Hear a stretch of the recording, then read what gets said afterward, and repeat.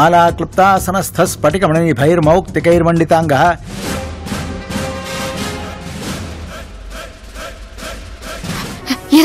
వచ్చిందా? వచ్చే ఉంటది. గుడికి కుడివైపు పెట్టమని చెప్పా. అబ్బా, ఇంకా ఇలాగే బొమ్మలా నిలబడతారేంటి? పరిస్థితి ఏంటో తెలుసు కదా. పదండి పదండి వెళ్దాం. అవునమ్మా, మా వాడి కృషి ఇక్కడ. నేను గుడి దగ్గరికి వెళ్ళలేదు. మా వాళ్ళకి డౌట్ వచ్చింది, అందుకే డైరెక్ట్ గా ఇక్కడికే వచ్చేసాను.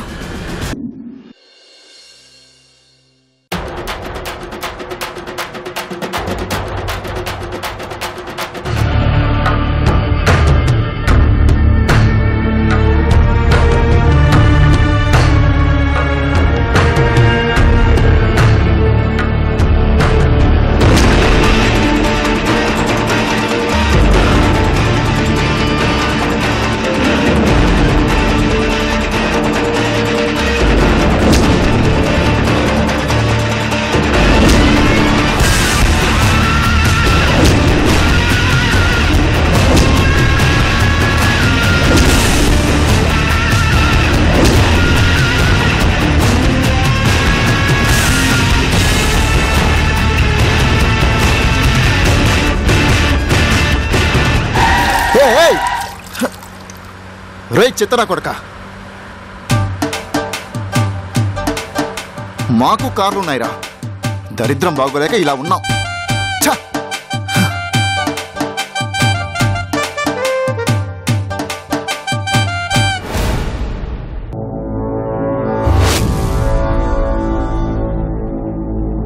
హరి ఓం సర్వే దేవతాభ్యో నమః.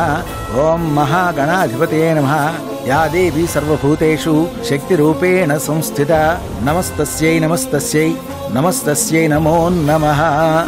ఓం ధ్యాయేత్ పద్మాసనస్థాం వికసితవదనాం పద్మపత్రాయతాక్షీం హేమాభాం పీతవస్త్రాం కరకలితలసద్దేమపద్మాం వరాంగీం సర్వాలంకారయుక్తాం సతతమవైదాం భక్తనమ్రాం భవానీం.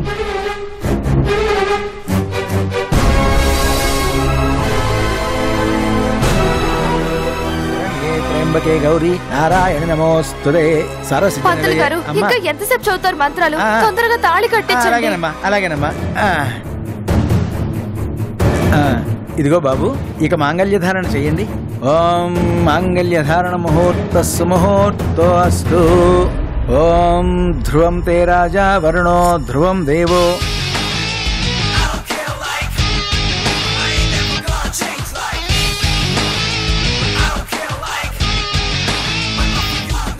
మాంగళ్యం తంతునానేన మమ జీవన హేతునా కంఠే భద్రామి శుభగే త్వం జీవ శరదాం శతం.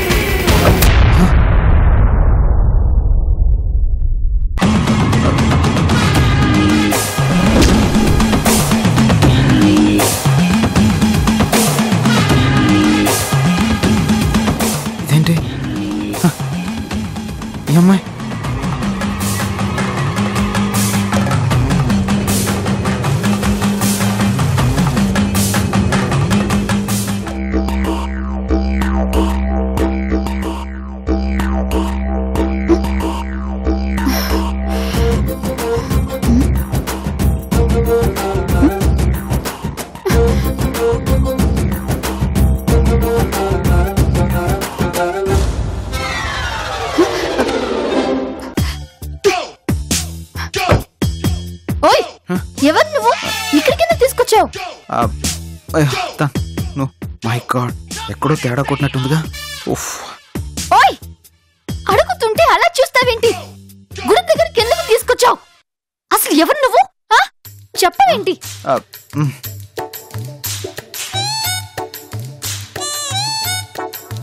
ఓయ్, మాట్లాడవేంటి? చెప్పు చెప్పు.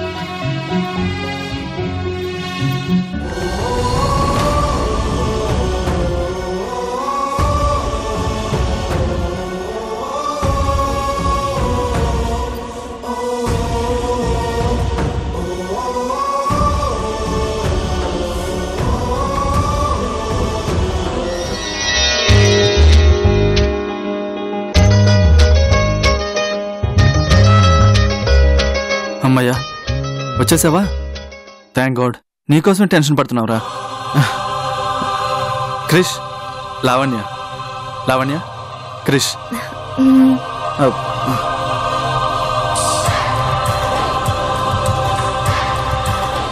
లావణ్య వాళ్ళ ఇంట్లో తెలిసిపోయిందంట క్రిష్. తనే డైరెక్ట్గా ఇక్కడికి వచ్చేసింది. నీకు ఫోన్ చేసి మ్యాటర్ చెప్దాం అనుకున్నాం, కానీ అంత టైం కూడా లేకుండా పోయింది. ఈ అమ్మాయి లావణ్య అంటే? అవును. ఏంటి క్రిష్ అలా అడిగావు? కొంపలు అంటుకున్నారా బాబు? రే అబ్బాయి, కొంపలంటే కూడా వింట్రా? ఏం జరిగింది? నేను లావణ్య అనుకుని వేరే అమ్మాయిని తీసుకొచ్చేసాను.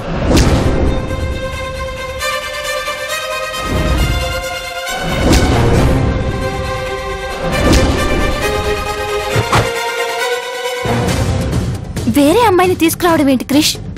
అసలు ఏం జరిగింది? అది నేను టెంపుల్ దగ్గర వెయిట్ చేస్తుంటే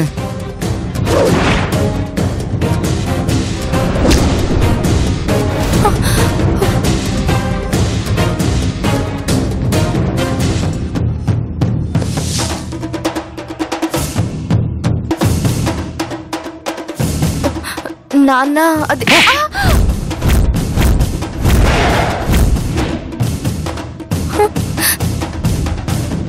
ఆటలా ఉందా? పెళ్ళంటే ఆటలా ఉందా? ఈ విషయం ఊళ్ళో అందరూ తెలిస్తే నా పరువు ఏమైపోవాలి?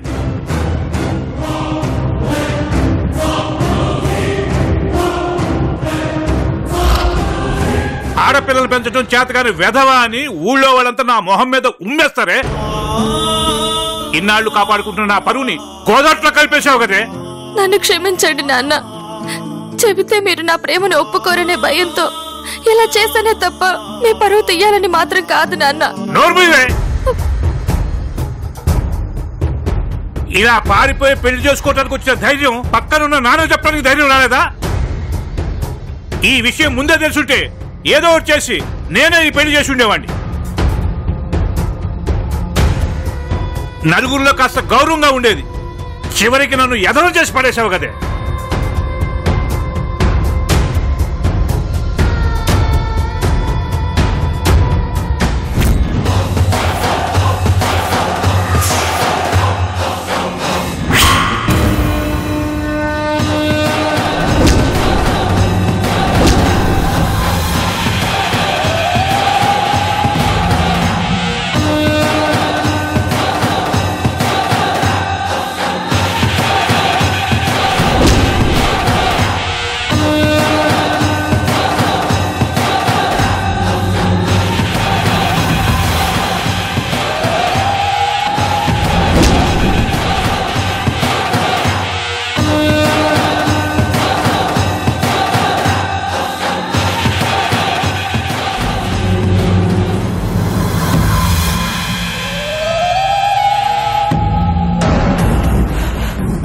ఏరా, వెన్నుపోటు పొడిచావా?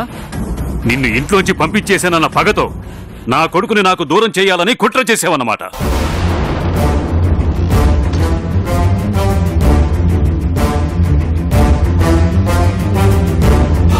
నాన్న, ఇందులో బాబాయ్ తప్పేం లేదు. నేను పిలిస్తేనే.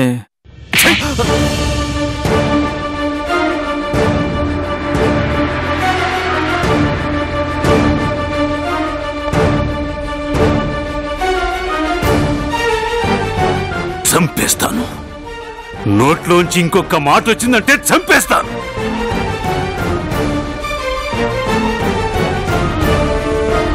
చుట్టుపక్కల ఊళ్ళల్లో నాకున్న గౌరవం ఏమిటో నీకు తెలుసు. 20 ఏళ్ల నుంచి వాడెందుకు దూరంగా ఉంటున్నాడో కూడా నీకు తెలుసు. తెలిసి కూడా అదే తప్పు చేశావంటే ఎంత ధైర్యదా నీకు?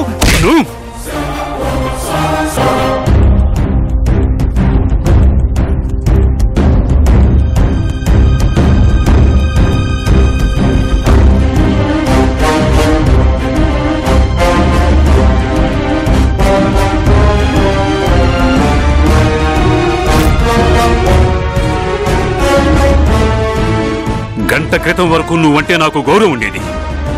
కానీ నా పరువు పోవటానికి నువ్వు కూడా కారణమయ్యావని తెలిసాక చంపేయాలనంత కోపంగా ఉంది. వదురా! మర్యాదగా చెయ్యి వదులు.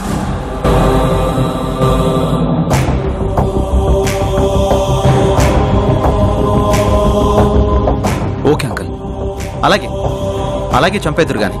కానీ చంపేసేంత తప్పు ఏం చేశామో అది చెప్పండి. అప్పుడు మీ ఇష్టం వచ్చినట్టు చంపేదురు గాని. తప్పు కాదా? ఇలా పెద్దల్ని ఎదిరించి లేచిపోయి పెళ్లి చేసుకోవడం తప్పు కాదా?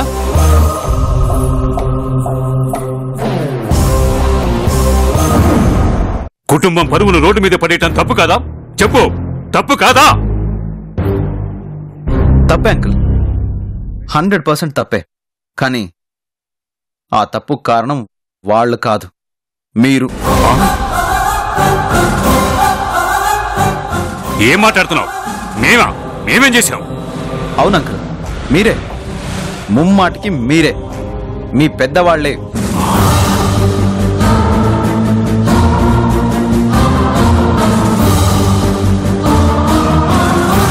అంకుల్, మీరు గాని అందరూ ఎంతసేపు పరువు అని మాట్లాడుతున్నారే గాని ఒక్క మాట అడుగుతున్నాను, సమాధానం చెప్పండి. మీరంతా మా వయసును దాటొచ్చిన వాళ్లే కదా. మరి మా వయసులో ఉన్నప్పుడు మీరు కూడా ఇలాగే పరువు ప్రతిష్టల గురించి ఆలోచించారా? ఆలోచించరు. నాకు తెలిసి 100% ఈ వయసులో ఎప్పుడూ ఆలోచించరు. మరి అప్పుడు గుర్తురాని పరువు ప్రతిష్టలు తల్లిదండ్రులు అవ్వగానే సడన్ గా ఎందుకు గుర్తొస్తాయో తెలుసా? ఈగో. ఎస్, కేవలం అహం.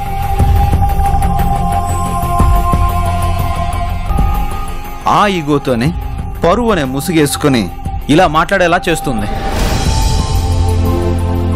ఆ ఈగోనే పిల్లలు ఇష్టపడి పెళ్లి చేసుకుంటుంటే ఏదో భూమి తల్లకిందలైపోయినట్టు, కుటుంబం పరువు అంతా సర్వనాశనం అయిపోయినట్టు గగ్గోలు పెట్టేలా చేస్తుంది. దీనంతటికీ కారణం ఈగో, ఓన్లీ ఈగో. అర్థం లేకుండా మాట్లాడకు. వయసుతో పాటు అనుభవం, బాధ్యతలు పెరుగుతాయి, అంతేగాని అహం కాదు. ఆ బాధ్యతతోనే పిల్లల భవిష్యత్తు బాగుండాలని ఆలోచిస్తాం. అటు 7 తరాలు ఇటు 7 తరాలు చూసి ఒక మంచి కుటుంబం నుంచి సంబంధం కలుపుకుంటాం. బాబాయ్,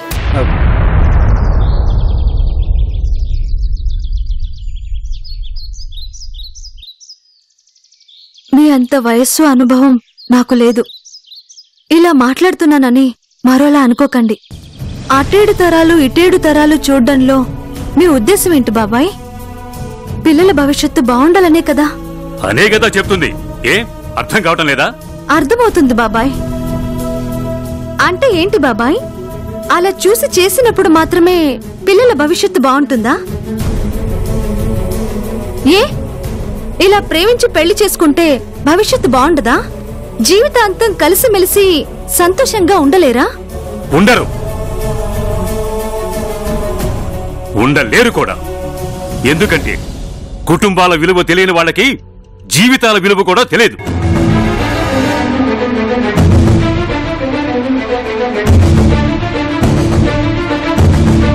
ప్రేమలు, గీమలు ఇవన్నీ కూడా కేవలం ఆకర్షణ మాత్రమే.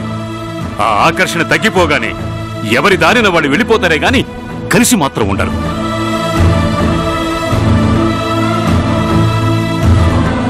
మీరు చెప్పిందే కరెక్ట్ అయితే ఈ పాటికి మీ తమ్ముడు మర్దలు కూడా విడిపోవాలి కదా బాబాయ్.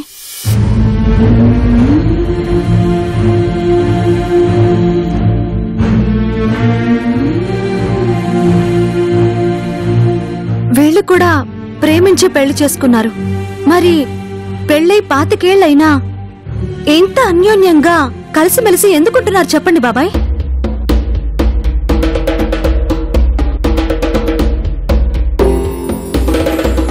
ఒక జంట జీవితాంతం హ్యాపీగా ఉండాలంటే ఫస్ట్ కలవాల్సింది వాళ్ళ మనసులు, అంతేగాని కుటుంబాలో తరాలో కాదు.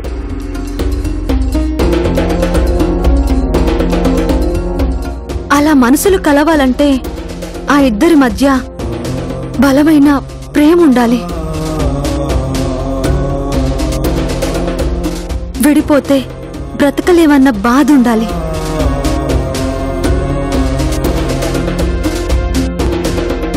అలాంటి ప్రేమ బాధ ఉన్న జంట ప్రాణం పోయే క్షణం వరకు కలిసే ఉంటుంది బాబాయ్.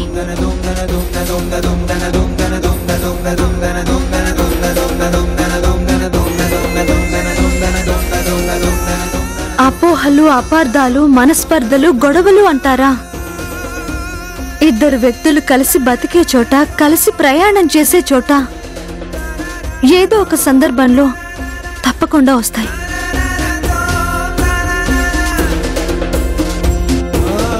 ఆ గొడవలు కూడా ప్రేమ ఎక్కువ అవ్వడం వల్ల, ఒకరంటే ఒకరికి విపరీతమైన ప్రేమ ఉండడం వల్లే వస్తాయి.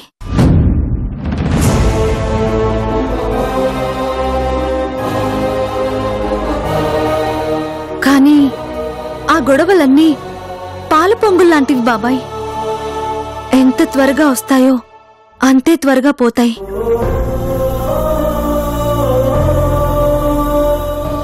ఎందుకంటే వాటన్నిటినీ దాటుకుని వెళ్లే బలమైన ప్రేమ వాళ్ళ మనసుల్లో ఉంది కాబట్టి, ఆ ప్రేమ వాళ్ళ మనసుల్ని ఆల్రెడీ జన్మజన్మలకి ముడి వేసింది కాబట్టి, ఆ ప్రేమ బంధం విడిపోవడం అన్నది ముడిపడినంత తేలిక కాదు కాబట్టి.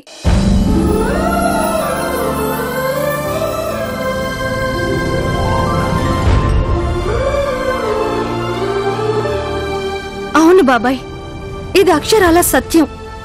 ఎందుకంటే ఇన్నేళ్ల సంసారంలో మీరు పిన్ని చాలాసార్లు గొడవ పడే ఉంటారు కదా, మరి విడిపోలేదే?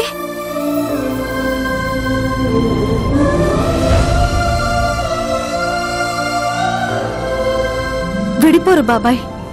దానికి కారణం కేవలం 3 ముళ్ల బంధం మాత్రమే కాదు, అంతకు మించిన మానసిక బంధం.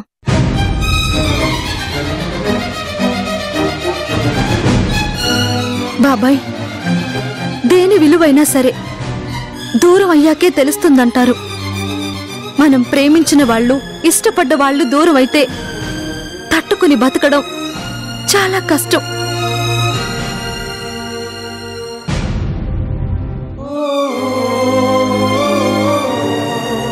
పాతికేళ్లు పెంచిన కొడుకు దూరం అయితే మీరెంత బాధపడతారో, ప్రాణానికి ప్రాణంగా ప్రేమించిన అమ్మాయి దూరం అయితే మీ అబ్బాయి కూడా అంతే బాధపడతాడు.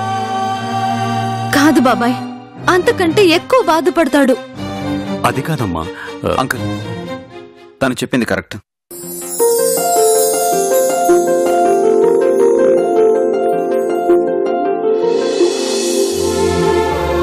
ప్రాణానికి ప్రాణంగా ప్రేమించిన వాళ్ళు దూరం అయితే కలిగే ఆ బాధను చెప్పడానికి మాటలు సరిపోవు అంకుల్. నరకం నరకం కంటే భయంకరంగా ఉంటుంది ఆ పరిస్థితి.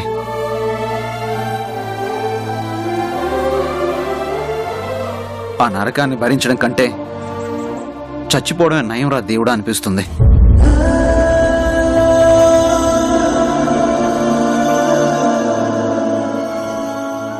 కానీ చచ్చిపోలేరు అంకుల్.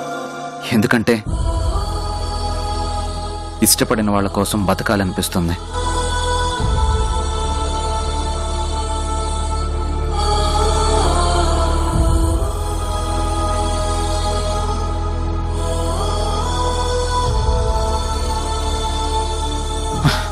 వాళ్ళు లేని ఈ జీవితం ఎందుకా అనిపిస్తుంది. వాళ్ళు రానప్పుడు ఈ బ్రతుక్కి అర్థం లేదు అనిపిస్తుంది.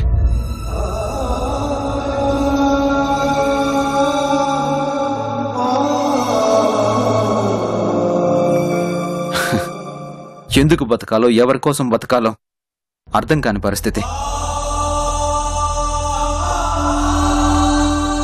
కానీ బతికేస్తూ ఉంటాం అంకల్. ఎందుకో తెలుసా? వాళ్ళు ఎప్పటికైనా రాకపోతారా, ఆగిపోతున్న ఈ గుండెకి ఊపిరి పోయకపోతారా అని.